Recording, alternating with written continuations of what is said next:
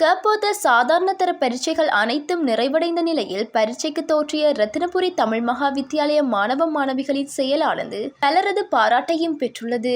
குறித்த மாணவர்கள் தாம் கற்ற பாடசாலையை பரீட்சை நிறைவின் போது வீழ்ந்து வணங்கி சென்றுள்ளனர். கடந்த சில தினங்களுக்கு முன்னதாக அனுராதபுரம் பாடசாலையொன்றில் பரீட்சை இடைவேளையின் போது வெவ்வேறு பாடசாலை மாணவர்கள் முரண்பட்ட விடயம் விமர்சனத்திற்கு உள்ளாகியிருந்தது.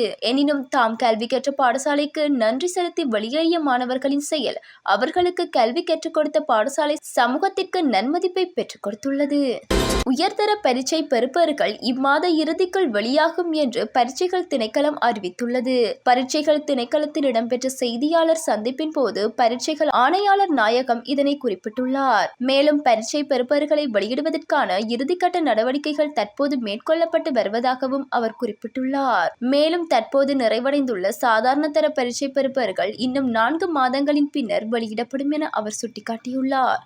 அரச ஊழியர்களுக்கு இந்த வருடம் சம்பள உயர்வு வழங்கப்பட மாட்டாது என ஜனாதிபதி அமைச்சரவைக்கு அறிவித்துள்ளதாக விவசாய மற்றும் பெருந்தோட்ட கைத்தொழில் அமைச்சர் மஹிந்த அமரவீர தெரிவித்துள்ளார். கால்நடை உற்பத்தி மற்றும் அபிவிருத்தி பிரிவிற்குட்பட்ட பல ஊழியர் சபைகளை பிரதிநிதித்துவப்படுத்தும் தொழிற்சங்க அதிகாரிகளுடன் இடம்பெற்ற கலந்துரையாடலின் போதே அமைச்சர் மேற்கண்டவாறு தெரிவித்தார். தொழிற்சங்க பிரதிநிதிகளால் முன்வைக்கப்பட்ட பல பிரச்சினைகளுக்கு தீர்வுகளை வழங்குவதற்கு இணக்கம் காணப்பட்டுள்ளதுடன் இந்த வருடமும் சம்பள அதிகரிப்பை வழங்குமாறு அனைத்து தொழிற்சங்க பிரதிநிதிகளும் அமைச்சரிடம் கோரிக்கை விடுத்துள்ளனர். இந்நிலையில் அடுத்த வருடம் அரச ஊழியர்களுக்கு மீண்டும் சம்பள உயர்வு வழங்கப்படும் எனவும் இந்த வருடமும் சம்பள அதிகரிப்பு செய்யப்படுமானால் நாடு மீண்டும் பொருளாதார வீழ்ச்சியை சந்திக்க நேரிடும் எனவும் அமைச்சர் வலியுறுத்தியுள்ளார்.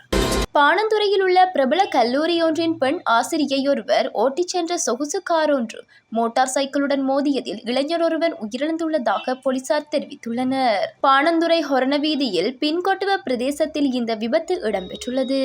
பாணந்துறை நிவ்டாவ சந்தியில் வசித்து வந்த அவித்யா ரசித்து பெர்னாண்டோ என்ற 18 வயதுடைய இளைஞனே விபத்தில் உயிரிழந்துள்ளார். பண்டாரகவில் இருந்து பாணந்துறை நோக்கி சென்று கொண்டிருந்த போது எதிர் திசையில் வந்த மோட்டார் சைக்கிள் மீது கார் நேருக்கு நேர் மோதியதில் இந்த விபத்து ஏற்பட்டுள்ளதாக போலீசார் தெரிவிக்கின்றனர். படுகாயமடைந்த மோட்டார் சைக்கிள் ஓட்டுநரான இளைஞன் பாணந்துறை வைத்தியசாலையில் அனுமதிக்கப்பட்ட பின்னர் உயிரிழந்துள்ளார். கைது செய்யப்பட்ட ஆசிரியை பாணந்துறை நீதவான் நீதிமன்றத்தில் முன்னிலைப்படுத்தப்பட உள்ளார். கல்வி பொதுத்தராதர சாதாரண தர பரீட்சைக்கு இடையே காணாமல் போயிருந்த பாடசாலை மாணவிகள் இருவரும் உறவினர் வீட்டில் கண்டுபிடிக்கப்பட்டுள்ளனர். நேற்றிரவு அந்த மாணவிகள் உறவினர் வீட்டில் தங்கியிருப்பதாக அவர்களின் குடும்பத்தினர் போலீசாருக்கு அறிவித்துள்ளனர். கினிகத்தேனை போலீஸ் பிரிவிற்குட்பட்ட அம்பகமுவ தேசிய பாடசாலையில் நிறுவப்பட்டிருந்த பரீட்சை நிலையத்திற்கு கடந்த 14ஆம் திகதி வந்த இரு மாணவிகள் பரீட்சைக்கு தோற்றாமல் காணாமல் போயுள்ளனர்.